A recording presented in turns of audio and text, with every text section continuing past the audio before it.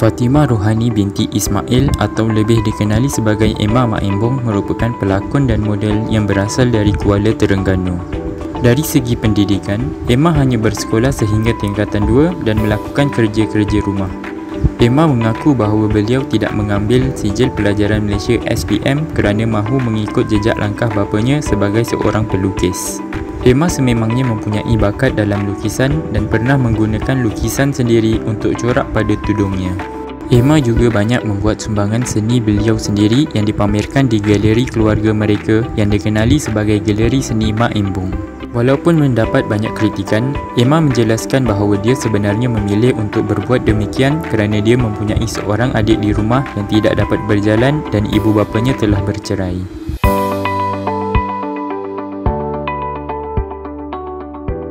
Abdul Fattah bin Muhammad Amin atau Fattah Amin ialah seorang pelakon, penyanyi, model, pengacara, duta dan usahawan yang berasal dari Kuala Lumpur. Beliau mendapat pendidikan dari Universiti Utara Malaysia dan memegang ijazah dalam bidang sarjana muda pengurusan industri kreatif. Fattah pernah berkongsi bahawa sebelum bergelar pelakon, beliau pernah bekerja sebagai pekerja di belakang tabir dan menjadi tukang angkat barang dan angkat pasir. Disebabkan pengalamannya itu, dia rapat dengan pengarah Syafiq Yusof dan memberitahu tujuannya bekerja di Scope Production adalah untuk menjadi seorang pelakon. Menurut beliau, Syafiq Yusof telah memberi sokongan dan berkata Fattah sebenarnya mempunyai bakat dan rupa serta boleh pergi jauh dalam industri.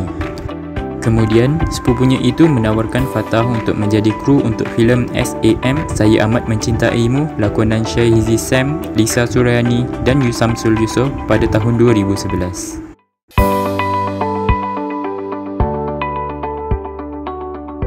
Wan Hafizul bin Wan Omar atau lebih dikenali sebagai Fizo Omar ialah pelakon dan model yang berasal dari Kota Baru, Kelantan. Beliau yang berketinggian 179 cm mempunyai diploma kejuruteraan awam dari Universiti Teknologi Marah UiTM Arau Perlis. Sebelum beralih ke industri hiburan, Fizo sudah terlibat secara serius bermain bola sepak ke peringkat negeri dan mewakili Kelantan. Kemudian, beliau juga terpilih dalam beberapa kejohanan sehinggalah berjaya mewakili Malaysia bawah 16 tahun dalam kejohanan Piala Nike yang diadakan di Korea Selatan. Beliau terpilih juga mewakili Perlis bagi skuad Piala Presiden dan Liga Super. Tamat pengajian, dia beralih angin ke Kuala Lumpur dan mewakili pasukan TNB dan Dewan Bandaraya Kuala Lumpur di BKL yang juga merupakan pasukan terakhirnya. Kemudian, dia tidak lagi bermain bola sepak kerana dia secara tidak langsung sudah terlibat dalam bidang peragaan dan lakonan. Ini semua adalah kerana seorang rakan dia yang telah menghantar gambarnya ke agensi modeling dan kemudian mendapat banyak tawaran iklan komersial dan beberapa tawaran lakonan.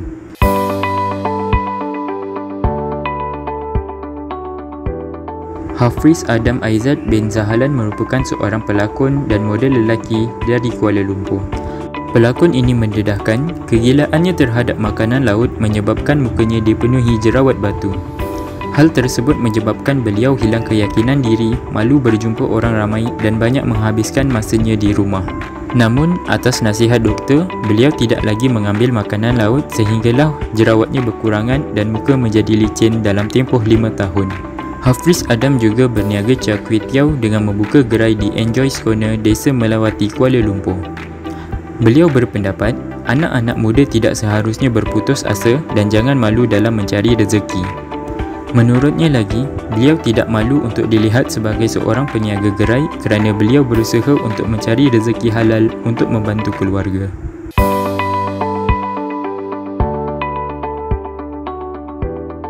Sharifah Mariam binti Syed Abdullah Al-Haddad atau lebih dikenali sebagai Sherry Al-Haddad merupakan seorang pelawak, pelakon dan pengacara TV yang berasal dari Kuala Lumpur.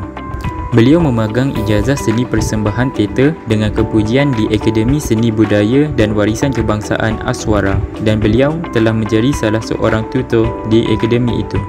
Sebelum memunculkan muka di kaca televisyen sebagai seorang pelakon dan pengacara, Sherry sebenarnya sangat aktif membuat dubbing untuk mengisi suara beberapa buah filem antarabangsa ke dalam bahasa Melayu untuk siaran TV berbayar.